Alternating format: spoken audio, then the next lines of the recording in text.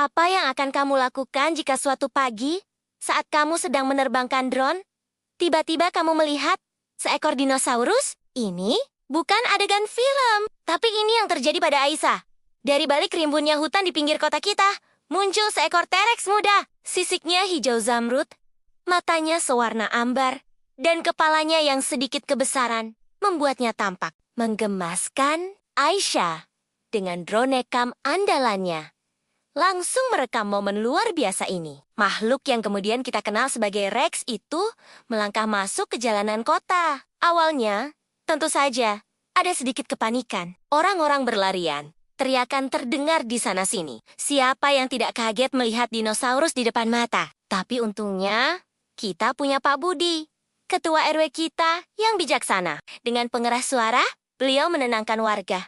Tenang, bapak-bapak, ibu-ibu, jangan panik. Sepertinya, dia hanya tersesat dan kebingungan. Rex, yang ternyata baru berusia 2 tahun, sepertinya tidak berniat jahat. Dia hanya penasaran dan mungkin sedikit lapar. Dia terus berjalan, dan aromanya membawanya ke arah pasar tradisional. Nah, disinilah kepanikan bisa memuncak. Tapi Aisyah punya ide cemerlang. Dia menerbangkan drone camnya mendekati Rex, sambil membawa sekantong besar sate ayam yang baru dibelinya. Aroma sate yang lezat langsung menarik perhatian Rex dengan hati-hati. Aisyah memandu Rex menjauh dari keramaian pasar menuju lapangan terbuka. Sejak hari itu, hidup di kota kita tidak pernah sama lagi. Rex menjadi selebriti lokal. Anak-anak tidak lagi takut.